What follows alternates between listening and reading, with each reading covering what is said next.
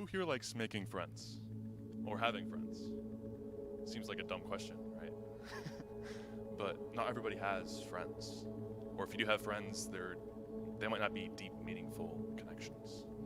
Now, this lack of connection is what generally leads to loneliness. And I'm sure most of us are familiar with this feeling in some capacity. People ages 16 through 24 are the loneliest group of people right now in the world. That's college students. That's us. No, I'm not here to tell you that we need to quit our social media and it'll fix our loneliness. I'm not here to tell you that if you're lonely, you can do X, Y, and Z and it'll fix your loneliness. There's plenty of talks about that already. Instead, I'm here to tell you a story. And if the story sounds like fun, and if you like making friends, then let that serve as your call to action to help lonely people out. So at the start of the school year, I had an idea. So I went knocking on a bunch of doors around my apartment complex. No, I wasn't asking them if I could have a lighter or if they wanted to join my religious organization. I was asking them, hey, you want to play a game of volleyball? So I got a game of volleyball going with this method with like 15 people or so. It was a lot of fun. And I had 2 people come up to me afterwards. One of them, who I've actually known for a while, she said, hey, Jack, you know I've always struggled to make girlfriends, but I just met 3 really cool girls. Thank you for the opportunity. The next guy who came up to me, I'll never forget him. He said something like, hey man, I just wanted to thank you, because when you knocked on my door, I was in my room having a panic attack. I was feeling anxious, I was feeling alone, and you gave me the opportunity to get out of my head and go and meet people. And after hearing that, I knew I had to do more events like these. That touched my heart. My willingness to get out of my comfort zone as a former introvert allowed me to be the conduit for others to make friends. So I did more games.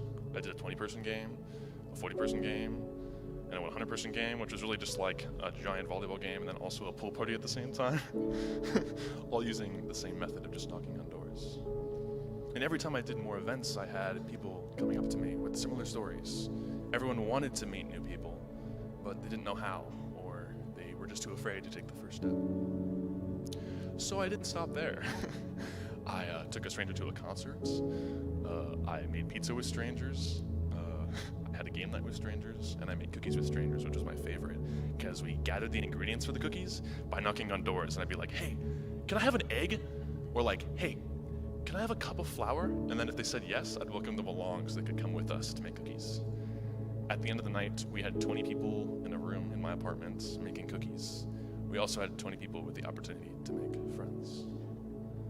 Around this time, I also started being outwardly kind to like everybody I would see. On the way to the gym in the morning, I would say good morning to every stranger that I would see when it's dark out. Yeah, it was that guy. I also started being very intentional with trying to learn and remember everyone's names in places I would be at consistently, like the gym or around my apartment complex. So then when I would see them again, I could hopefully remember their name, call them by their name, surprise them because I remember their name, and make them smile. I would use a simple interaction like that, repetitively, to form a small enough connection that was just large enough to then invite them to a new event I was doing. And each event that I did connected more people together, naturally. I'd have new friends of mine coming up to me and they'd be like, hey, Jack, you know that guy that I met at your cookie thing? Yeah, I've hung out with him like 4 times now. Well, you're working. So slowly, I was making ASU students less lonely. But the thing is I'm not special. Anyone can do this. You don't gotta be in a frat or join a frat to make friends. You don't gotta have a bunch of girls to bring to a party to make friends. You don't gotta have booze to bring to an event to make friends. Anyone can say hi. Anyone can remember a name. Anyone can say good morning and smile. And anyone can invite strangers to an event, although you kinda gotta be careful with that one.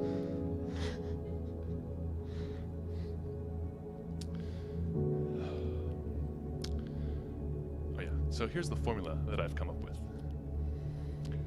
Kindness plus opportunity indiscriminately to others increases the chance of making friends.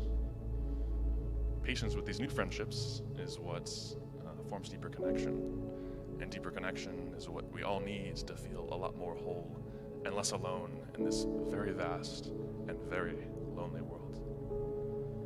And this process is what I've labeled as generating serendipity, the title of this talk. So, since we all like having friends, or making friends, And every single one of your friends that you have right now, everyone in here, all of your friends were once a stranger who you just met by chance. Why not increase the chance of forming new friendships through kindness and opportunity? You could meet your next best friend by chance, or your soulmate by chance. It could change your lives forever.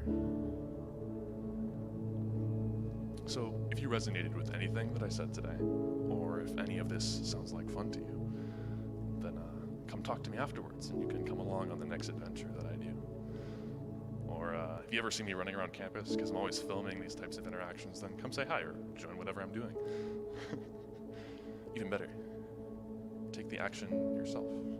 Maybe you'll end up knocking on my door. I'll leave you with this.